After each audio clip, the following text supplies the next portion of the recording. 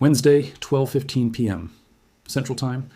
Momentum is building, and then, without warning, the CME, the Chicago Mercantile Exchange, the largest and most important derivatives exchange in the world, just stops. Trading halts, a complete system halt that lasts between 90 and 100 minutes. Silver has dropped to $88. That's a $3 drop the moment the market reopens. Gold falls 70. And here's the part that should make every trader pay attention. The CME canceled all day orders and all good till date orders. The order book was reset. Only good till cancel orders remained. Retail traders? 48 hours before the March silver contract settlement, when delivery pressure was building, COMEX registered inventory had just declined by 2.2 million ounces in a single day, and Shanghai was trading at a $12 to $17 premium over Western spot prices. And why the evidence suggests this was not a technical glitch. This was market control being exercised at the exact moment it was needed most. 90 minutes of frozen markets at peak momentum.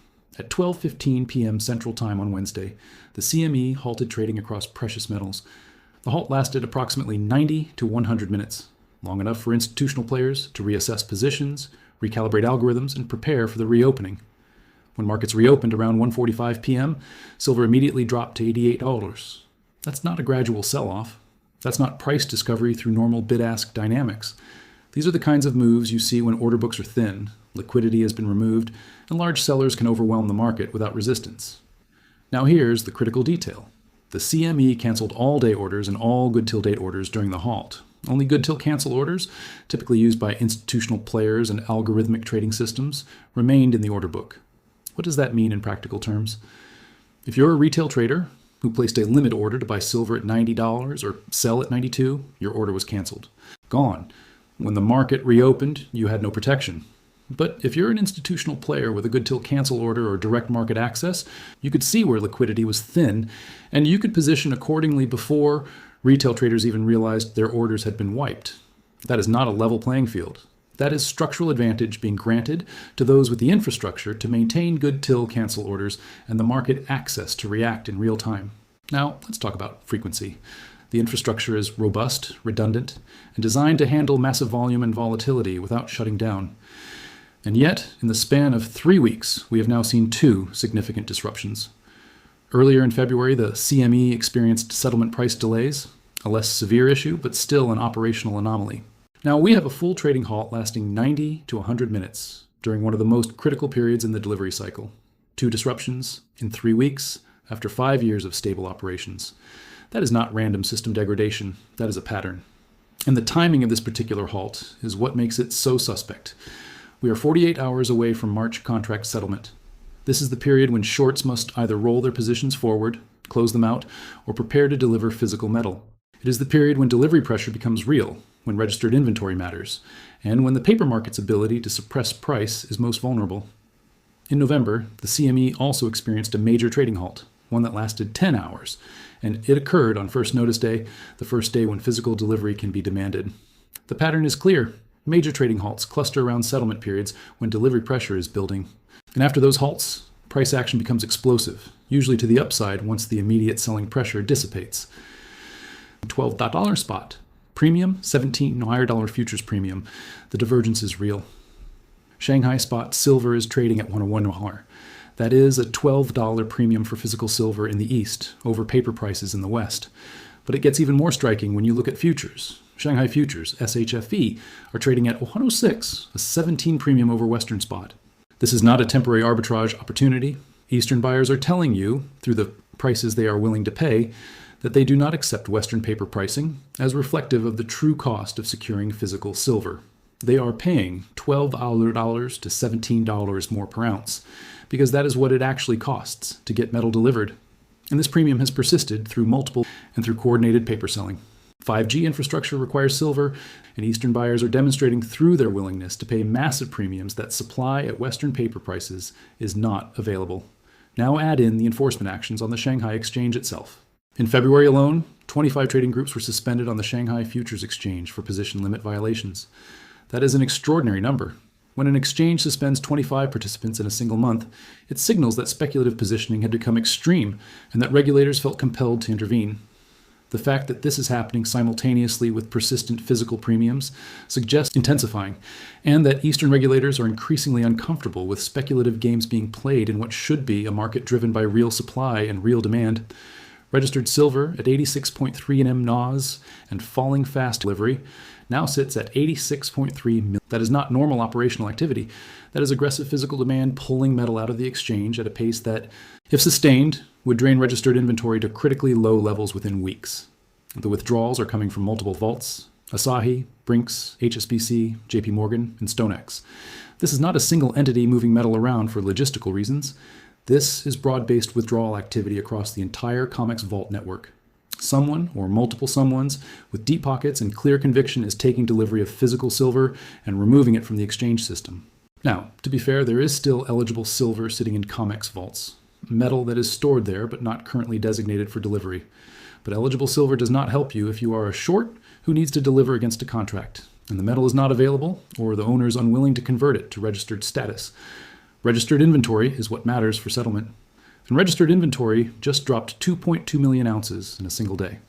At the same time, we are seeing a shift in how traders are gaining silver exposure. COMEX, open interest is declining, meaning fewer people are holding futures contracts.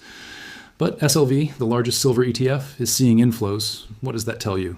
It tells you that traders are moving away from leveraged paper exposure and towards structures that are backed by physical metal. They are reducing exposure to a market where trading can be halted, order books can be reset. That rotation is significant because it represents a loss of confidence in the futures market as a reliable mechanism for gaining silver exposure. The exchange's ability to suppress price through paper selling also erodes, because if traders do not trust the market structure, they will find other ways to gain exposure. Because what is happening in the gold market provides critical context for understanding the silver situation. The February gold contract, which should have minimal open interest at this point in the delivery cycle, still has 4,000 contracts open. Each gold contract represents 100 ounces. Normally, by this stage, open interest in the expiring contract has collapsed to near zero as traders have either rolled forward into the next active month, but the February gold contract is holding massive open interest with very little trading, or that someone is deliberately holding the position because they intend to force delivery or receive delivery of physical gold. If a large short is trapped and cannot deliver physical gold, and if a major player defaults on a COMEX gold contract, the credibility of the entire exchange as a price discovery and delivery mechanism comes into question. The fact that this gold anomaly is happening simultaneously with the CME trading halt, the COMEX silver inventory drain, and the Shanghai premium suggests that we are not looking at isolated events, that is building towards some kind of resolution point. 71 million ounces rolled, but structural deficit remains. That relieved immediate settlement pressure on the March contract, meaning that those 71 million ounces will not be standing for delivery this month. For shorts, that is a reprieve. But here's the critical point. Rolling forward does not resolve the structural deficit. It just pushes the problem into future months. Silver has been in a structural supply deficit for 6 consecutive years. Over the past weeks, Mexico has experienced military mobilization. The operational environment for mining companies is deteriorating. Labor availability is becoming less predictable. The risk premium associated with 25% of global supply sitting in an increasingly unstable security environment is real. And if any portion of Mexican production is actually disrupted, whether due to security incidents, infrastructure damage, or logistical breakdowns, the impact on global supply would be immediate and significant because there are no other major producers capable of ramping up production quickly enough to fill the gap. November 10th, our halt, both near settlement. Let's put the pieces together and look at the pattern. In November, the CME experienced a 10-hour trading halt that occurred on first notice day, the first day when physical delivery can be demanded for the expiring contract. After that halt ended and trading resumed, silver rallied significantly. The immediate selling pressure that had been building was absorbed, and once the paper market mechanisms were exhausted, physical demand drove prices higher. Now, in March, we have another major trading halt occurring 48 hours before settlement. The timing is nearly identical in terms of the delivery cycle. The halt lasts long enough to reset order books, cancel retail orders, and give institutional players time to reposition. And when trading resumes, there is an immediate violent move lower. $3 in silver, $70 in gold, before the market stabilizes. This is not random. This is a pattern. Major trading halts are clustering around settlement periods when delivery pressure is highest and when the paper market's ability to suppress price is most vulnerable. The halts serve multiple functions. They break momentum, they reset positioning, they give large participants time to adjust, And they create conditions where the reopening can be managed rather than allowing organic price discovery to occur. And critically, the halts disproportionately disadvantage retail traders. When your day orders and good till date orders are canceled, you lose protection. You lose the ability to execute at predefined levels. Meanwhile, institutional players, with good till cancel orders and direct market access, maintain their infrastructure and can react instantly when trading resumes. The proof is in the pattern. So here is what we know.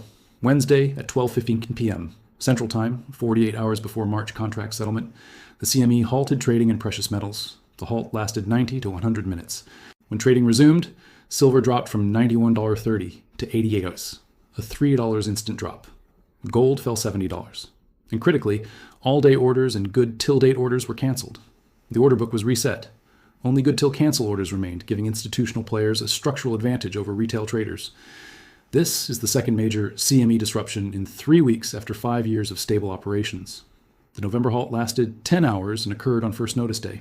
Both halts cluster around settlement periods when delivery pressure is building and when the paper market is most vulnerable. Both halts were followed by explosive price action. In November, a major rally.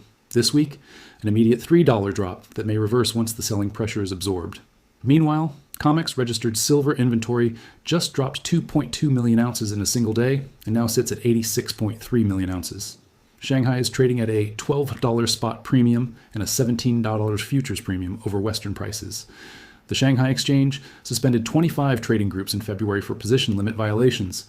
The February gold contract still has 4,000 contracts open, representing 12 tons and $2 billion in value. And 71 million ounces of silver were rolled forward, relieving immediate March pressure, but not resolving the structural deficit. Add in Mexico supply risk, the world's largest silver producer facing military operations and deteriorating security, and you have a convergence of factors that all point in the same direction. The paper market is under stress, physical demand is overwhelming supply, and the exchange is using infrastructure control to manage outcomes that would otherwise be determined by market forces. Is this proof of manipulation? That depends on how you define the term. If manipulation means using control over trading infrastructure to halt markets at critical moments, reset order books to disadvantage retail traders, and create conditions for managed reopenings that serve institutional interests, then yes, the pattern is clear. If manipulation requires proof of deliberate intent to suppress prices for the benefit of specific participants, that is harder to prove without internal communications or regulatory enforcement actions. But what we can say with certainty is this. The timing is not random, the frequency is not normal, and the structural advantage granted to institutional players through order book resets is real. When the exchange can stop trading, cancel your orders, and reopen the market on terms that favor those with superior infrastructure, that is, control. And in markets, infrastructure control is market control. Watch what happens as we approach settlement. Watch whether registered inventory continues to drain. Watch whether the Shanghai premium persists or widens, and watch whether the pattern repeats, because if it does, the evidence will be undeniable.